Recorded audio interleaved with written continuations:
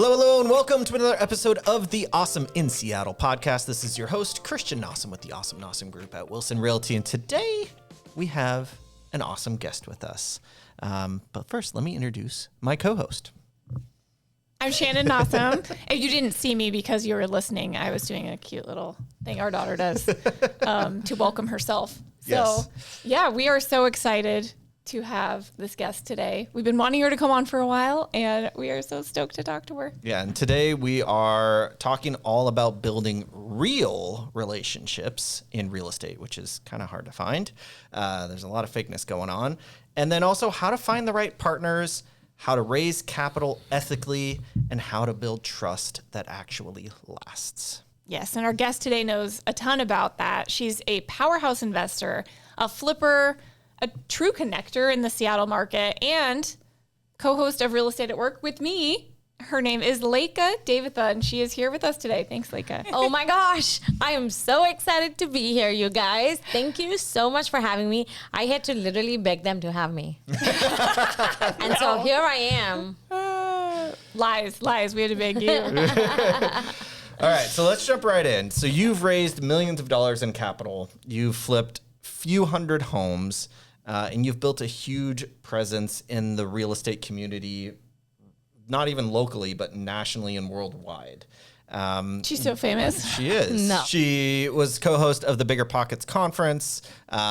She's a big deal. If you don't already know her, you need to look her up, start following her, and watch any video you possibly can find. They're all over the place because she's brilliant. So, but what would you say your personal philosophy around building trust with partners is? It's so simple for me. It is you do what you say you will do. And your investor comes first every single time. Mm-hmm. Whether it's their money, their time, whatever they're investing with you, I think the most important thing for me is that they feel like they are taken care of. And you can do that by over-communicating. That's a really good point. Yeah. Yeah, they always come first. Mm-hmm. What advice do you have for aspiring investors who feel like they don't have any money? I hear this all the time. People want to get started, they want to invest, and they just don't have any capital. So what can they do? How can they do deals without having capital? Okay, so that is one of my favorite questions because I want to empower new investors, rookies that don't have capital, that don't have a lot of deal experience to come do this because we can. Mm-hmm. And the first thing that they need to understand is how can they provide value with not having any capital? Because capital is a huge amount of value. I always find passive investors that have hundreds of thousands of dollars that want to invest in real estate, and it's easy for them because they have the money already, but a lot of newer investors or rookies, they don't have that capital. And so for me, I think it's like, what do you have that you can bring to the table? And that is, it could be anything from project management, taking photos, talking to contractors, talking to subcontractors, and then just, if you're good at tech, using tech to build tools for someone else's business, running to projects and making sure things are going on time, scheduling inspections. There's just so much.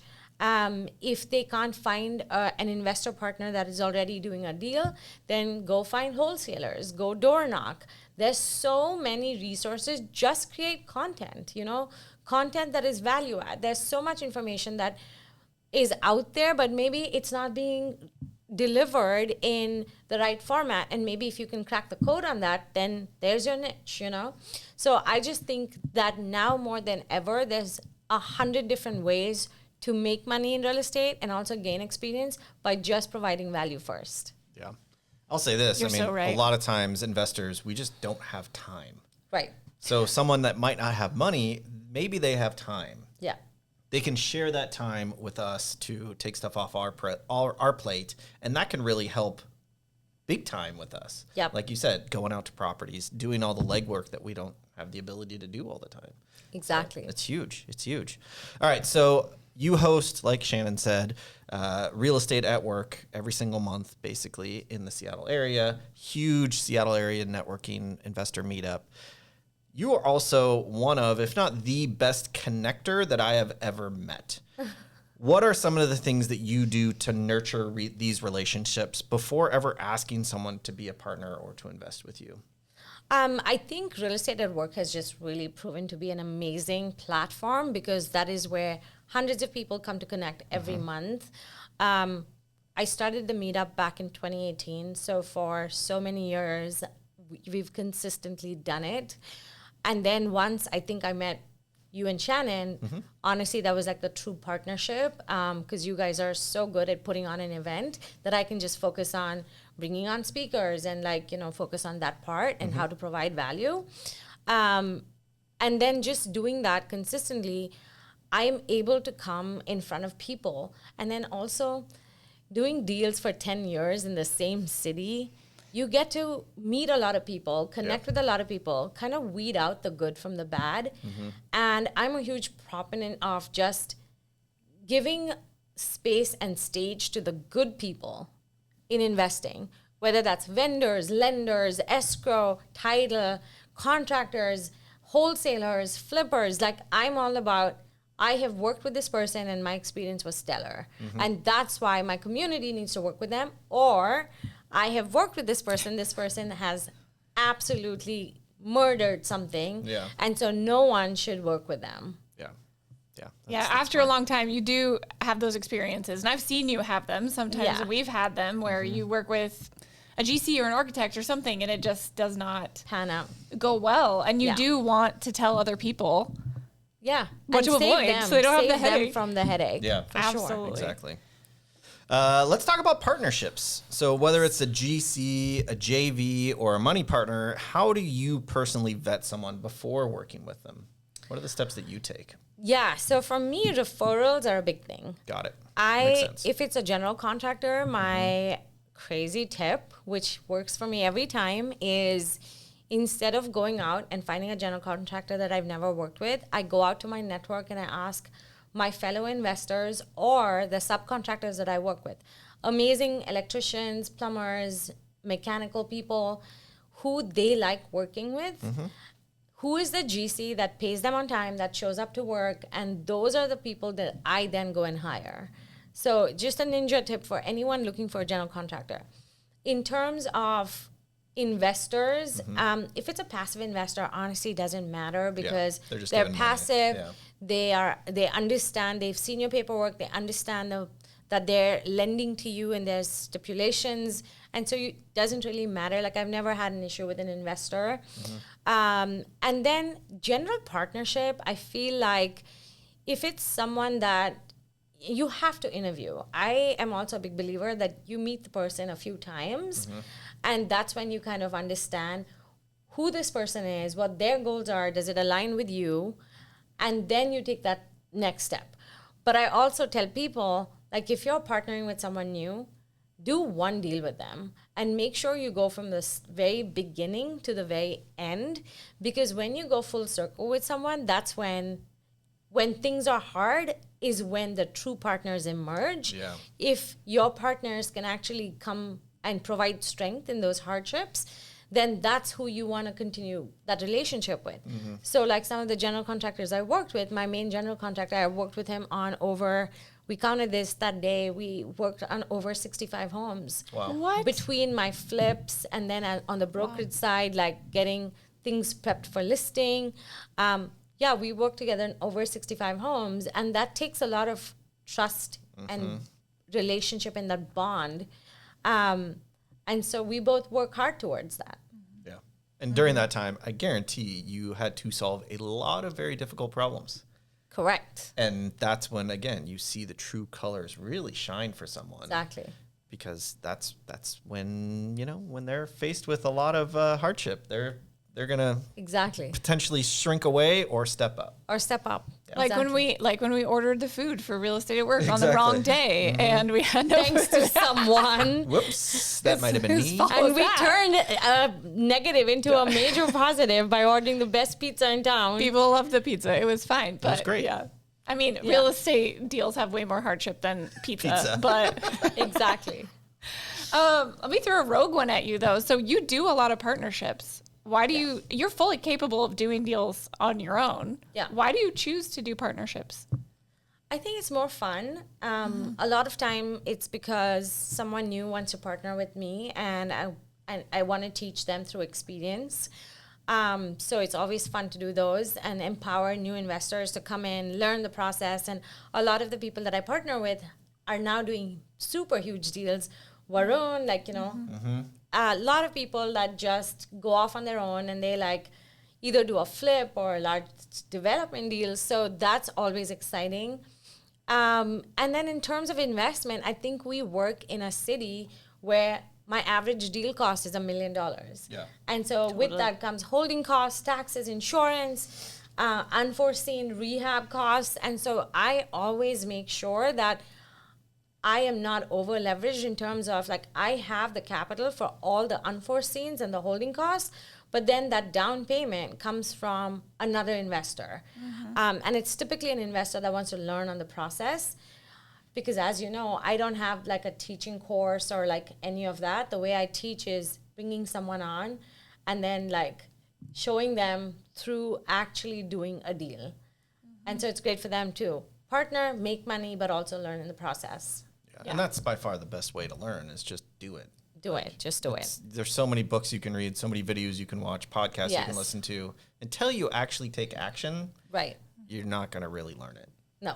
Yeah. Also, as investors, I feel like there's a lot of big decisions that have to be made and they're high stakes. And to be able to have someone who's in that with you to chat through all of those and kind of be together in that, it can be lonely sometimes. So it's nice to have a partner, especially for the people who are doing their first deal. It's can be really scary to make those choices. So speaking of scary, we all have horror stories from real estate. What are some red flags that you avoid for potential partners? If you see something, you're like, I am not partnering with that person.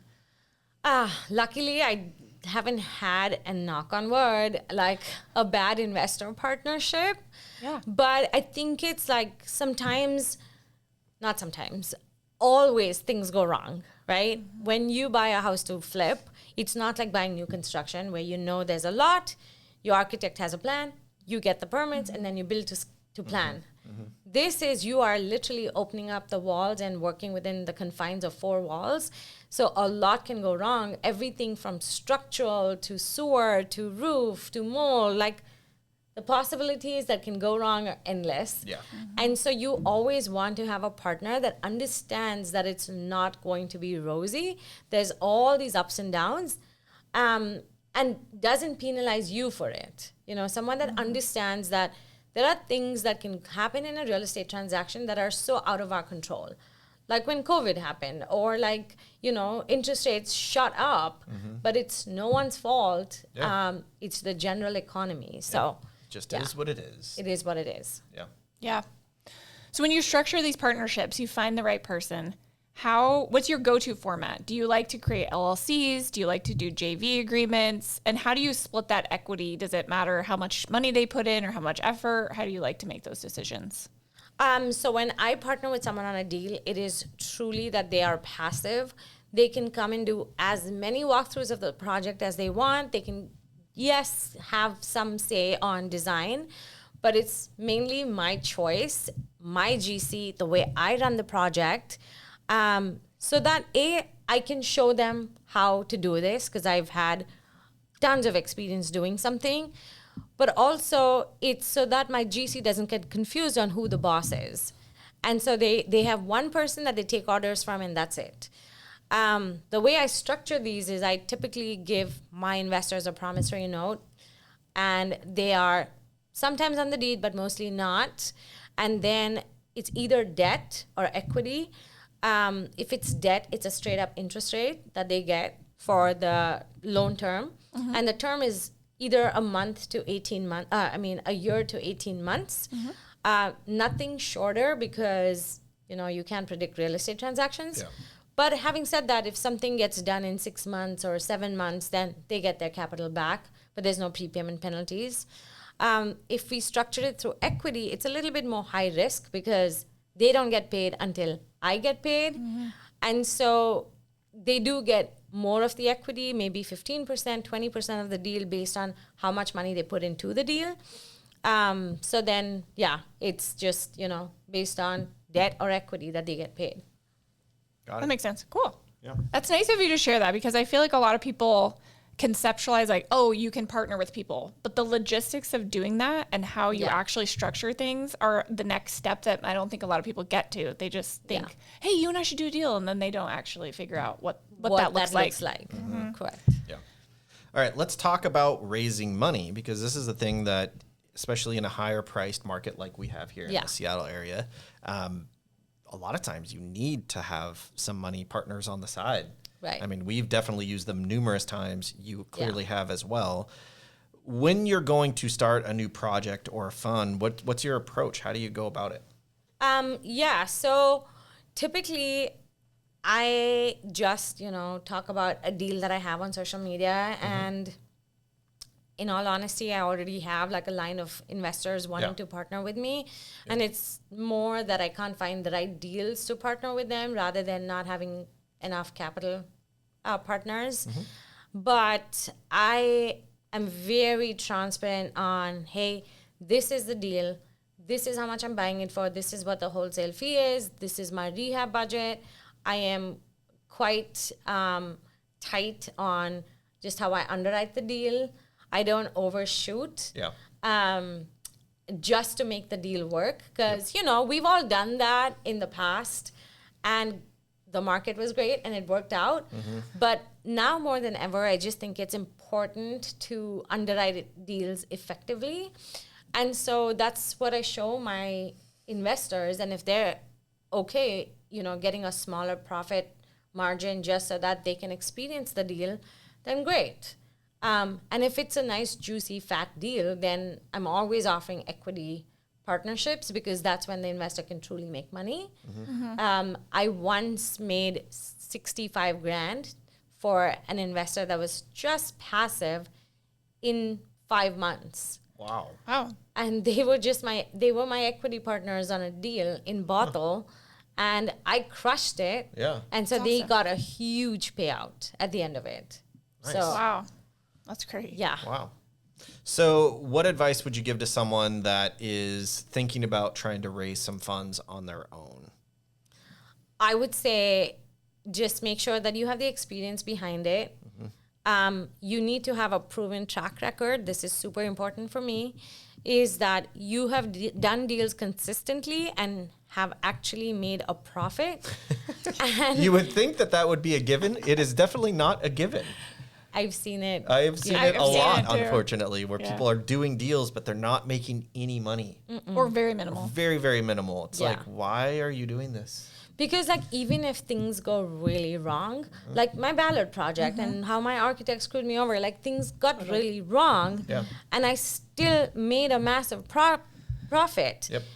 But that's the kind of experience you need to have in order to go out and raise money, someone else's money. And I also say this, I have a 100% track record with my investors. I've never lost anyone money. And so for me, it's important that when someone borrows money, that they're giving it their best shot. Because not every time can you pull out a home run. There's going to be times when, due to unforeseen circumstances, you are going to lose money. But if your investor sees that you worked really hard and you did everything you said you would do, then they're okay with the result, because they know that when they're investing with someone else, things can go wrong, they can lose their money. But as long as the investor is actually doing everything they say that they would do, you're fine. Exactly. So let's pretend for a moment that I have loads and loads of money and I don't know what to do with it, because I totally would spend it on deals if I had that. Well, let's pretend I want to be a passive investor. What should they look for when they're looking to invest their money in someone else's deal? Oh, great question, Shannon. Like I said, experience is everything. Don't go invest with a no-name person that doesn't have social media, that's hiding in the basement. Make sure to invest with people that are putting themselves out there, that if they have a lot more to lose, if they lost your money in terms of credibility, name, community presence, and that's important to me. For me, it's not about making an extra few $1,000s on a deal. I'd rather my investor walked away and say, okay, we didn't make a lot of money on that deal, but boy, I learned a lot, and she gave it her all. And so find investors that have that community presence and that are on social media, like showing their work, walk their projects, walk their properties. If they say they own multifamily, walk their multifamily, talk to their property manager, talk to their contractors, talk to referrals, people that, maybe lenders. Like if you look at our market, like there's interest, there's certain lending. Talk to the companies and be like, hey, I want to invest with someone that borrows money from you. Do they pay on time? Have they had any issues? Do they get their projects done on time? Yeah. That they're not constantly extending loans, right? There's so many ways to vet someone. Do your due diligence. Yes. That's a great idea to talk to the lender. I would never have thought of that, but that's brilliant because they know the inside scoop on what's happening with that project. How much over budget is it? How much over time is it? What did it sell for? Yeah, they know everything. Yeah, and be very, very wary of people. And picky. Yeah, super picky. Because you're giving your money to someone else and you're assuming and trusting that they're going to do what they say. Yeah. And if you just randomly saw some post on a Facebook group asking for money for a deal that seems too good to be true, probably is. Yeah, exactly. As they say, trust but verify. So true. Yeah. So true.